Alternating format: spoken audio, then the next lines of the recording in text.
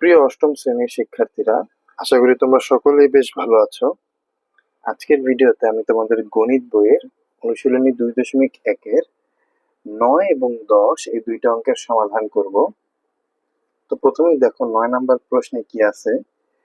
রিয়াজ সাহেব কিছু টাকা ব্যাংকে জমা রেখে 4 বছর পর 4,760 টাকা মুনাফা পান।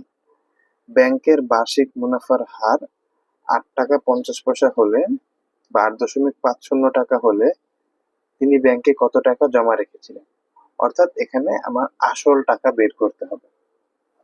তো চলো আমরা এটা সমাধান করি। তো যে তথ্যগুলো দেওয়া আছে সে তথ্যগুলো আগে আমরা তুলে নিই।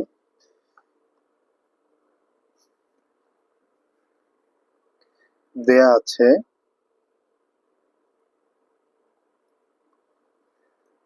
আছে সময় n = 4 বছর, মুনাফা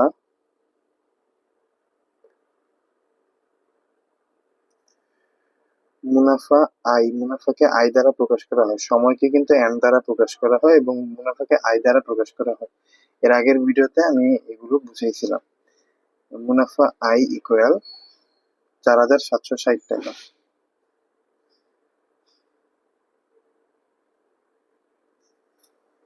এরপরে কি দেওয়া আছে, যে মুনাফার হার দেওয়া আছে। মুনাফার হার মুনাফার হারকে আর দ্বারা প্রকাশ করা হয়, তাহলে মুনাফার হার r = 8.50 টাকা। কিন্তু আমার কিন্তু মুনাফার হারটা এইভাবে রাখা যাবে না, এটাকে 100 দ্বারা ভাগ করে নিতে হবে। তাহলে 8.50 ভাগ হইতেছে 100। আমরা যদি 100 টাকা 100 দ্বারা ভাগ করি তাহলে এটা হবে 0.085। এটা হচ্ছে মুনাফার হার। আমাদের কিন্তু বের করতে হবে আসল কত টাকা। প্রশ্নে বলেই দিছে যে তিনি ব্যাংকে কত টাকা জমা রেখেছিলেন, অর্থাৎ এখানে আমার আসল টাকা বের করতে হবে। তাহলে আমরা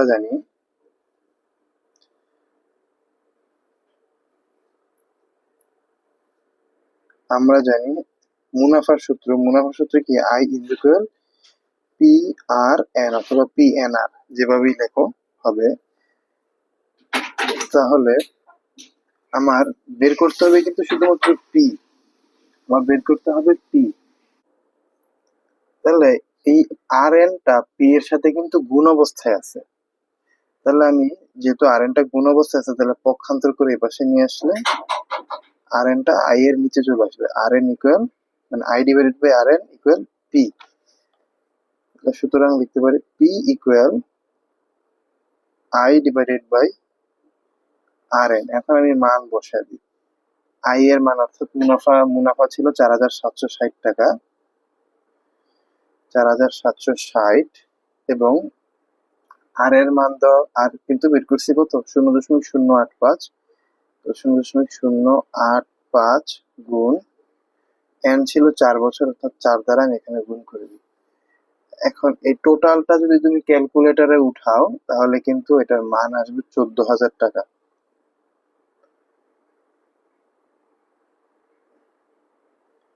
অর্থাৎ আসল ছিল 14,000 টাকা।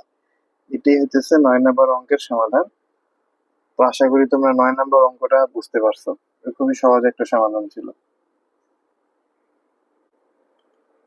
এরপর 10 নম্বর অঙ্ক দেখো কি বলছে, যে শতকরা বার্ষিক যে হারে কোনো মূলধন 6 বছরে মুনাফা মূলধনের দ্বিগুণ হয়, সেই হারে কত টাকা 4 বছরে মুনাফা মূলধনে 2,050 টাকা হবে। দেখো এটা কিন্তু একদম ইজি, প্রশ্নটা কিন্তু বোঝা একদম ইজি, যে শতকরা বার্ষিক যে হারে, মানে মুনাফার হারে, মানে কোন একটা মুনাফার হারে 6 বছরে মুনাফা মূলধনের দ্বিগুণ হয়, অর্থাৎ আসল যে টাকা রাখছো আসল তার দ্বিগুণ হবে আর কি। ধরো আসল 10 টাকা রাখলো, 6 বছর পর কোন একটা হারে সেই টাকাটা 20 টাকা হবে, এরকম আর কি। সেই হারেই, সেই যত টাকা হার বেরোবে সেই হারেই কত টাকা রাখলে, অর্থাৎ এখানে আসল কত টাকা রাখলে মুনাফা মূলধনে 2,050 টাকা হবে। তো চলো এই অঙ্কটার সমাধান করি আমরা।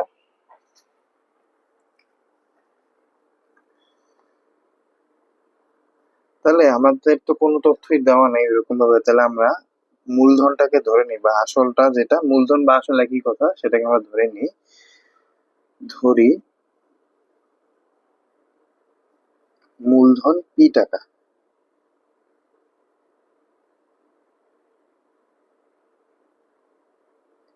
মূলধন সমান পি টাকা। এখন দেখো, আমার কিন্তু প্রশ্নে দুইটা অংশ আছে, এখানে একটু খেয়াল করো যে এই যে কমার আগে একটা অংশ এবং কমার পরে কিন্তু আরেকটা অংশ, অর্থাৎ দুইটা অংশ। তাহলে আমি এভাবে লিখতে পারি যে প্রথম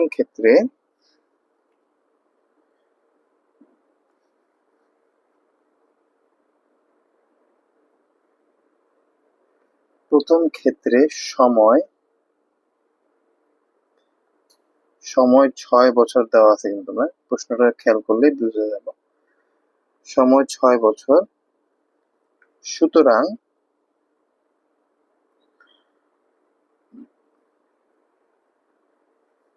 সরি সুতরাং মুনাফা মূলধন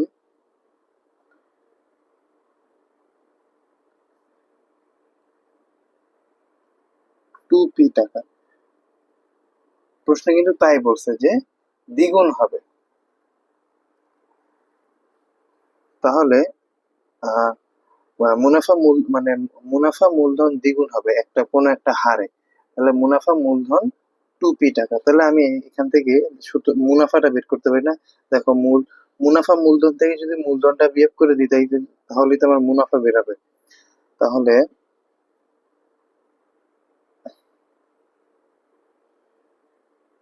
মুনাফা সমান সমান কি? মুনাফা মূলধন বিয়োগ মূলধন, অর্থাৎ 2p - p, অর্থাৎ পি হবে। 2p থেকে একটা পি বিয়োগ করলে শুধুমাত্র পি হবে। এখন আমরা জানি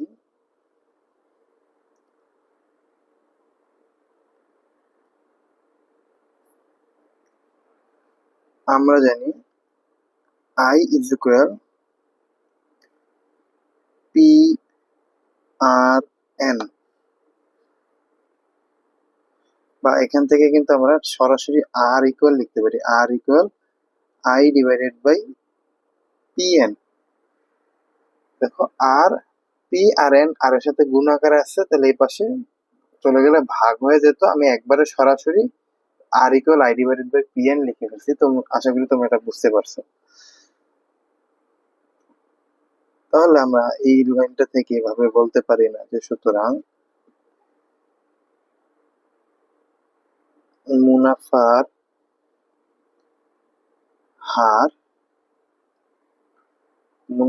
হার ইকুয়াল, আর মানেই তো মুনাফার হার, এবং I divided by P N. I মানে মুনাফা ছিল, এবং মুনাফা মুনাফা মানে মুনাফা কত পাইছি? পি পাইছিলাম, এখানে দেখো পি, মুনাফা ছিল পি, নিচে পি, এন এর মান কিন্তু 6 বছর, যে সময় কিন্তু 6 বছর দেওয়া আছে, অর্থাৎ 6 ×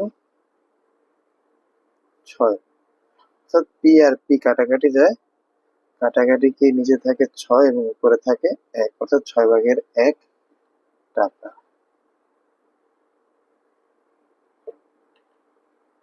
6/1 টাকা। এরপরে দেখো দ্বিতীয় ক্ষেত্রে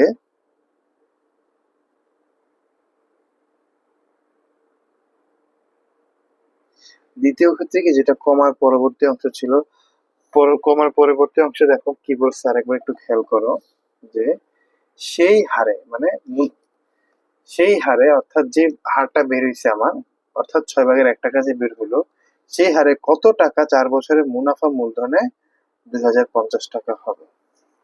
দেখো, একদমই সহজ একটা সমাধান, এটা দেখো। তাহলে এক্ষেত্রে মুনাফার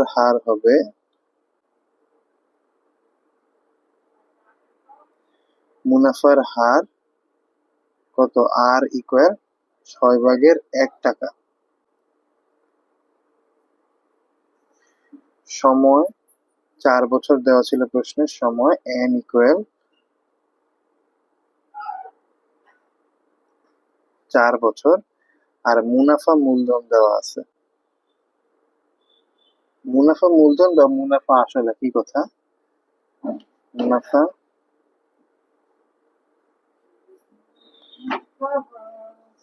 মুনাফা মূলধন দেওয়া আছে 2050 টাকা। মুনাফা মূলধন আছে 2050 টাকা। এরপর দেখো আমরা এটা লিখতে পারি আবার,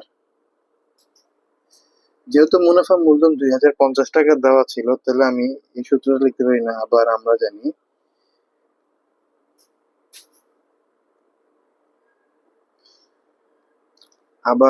জানি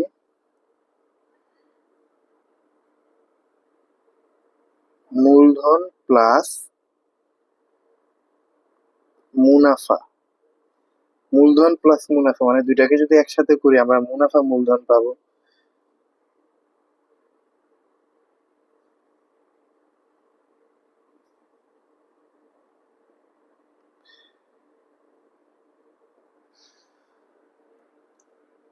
দেখো মূলধন কিন্তু আমরা পি, মূলধন মানে পি, আর মুনাফা মানে কিন্তু আই। আর মুনাফা মূলধন প্রশ্নে দেওয়াই আছে 2050 টাকা।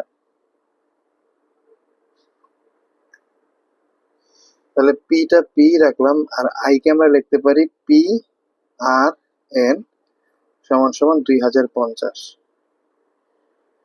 আই এর বদলে আমরা লিখতে পারি পি আর এন, কারণ আই এর সূত্র মানে মুনাফার সূত্র পি আর এন হয়। এরপর দেখো দেখো পি আর পি, পি যদি কমন নিই তাহলে 1 + এই সূত্রটা তোমাদের বইয়েও দেওয়া আছে, সমান সমান 2050। আমি তো বের করব আমার আসল টাকা বা মূলধন টাকা বের করব। প্রশ্ন কিন্তু বলেই দিছে যে মুনাফা মূলধনে সেই হারে কত টাকা মুনাফা মূলধনে 2050 টাকা হবে, অর্থাৎ এখানে আসল বের করতে বলছিল। তাহলে পি মানে আসল, আমি পিটা এই পাশে রাখি। তাহলে দেখো 2050 আর নিচে 1 + তাহলে 2050 1 + এর মান কিন্তু আমরা পাইছিলাম যে 6/1 গুণ গুণ এন মানে 4 বছর। এবার এটা আমরা একটু ক্যালকুলেশন করি। দেখো 2050 থাকলো উপরে, এবং এখানে যদি আমরা ক্যালকুলেশন করি দেখো 6কে যদি 2 দ্বারা ভাগ করতে হবে 3, 4কে 2 দ্বারা ভাগ করলে হবে 2। কাটাকাটি করলে, তাহলে কাটাকাটি করার পরে দেখো নিচে কি থাকে, এখানে 1 + নিচে ছিল 3 আর 2 এর সাথে 1 গুণ করলে 2 একে 2।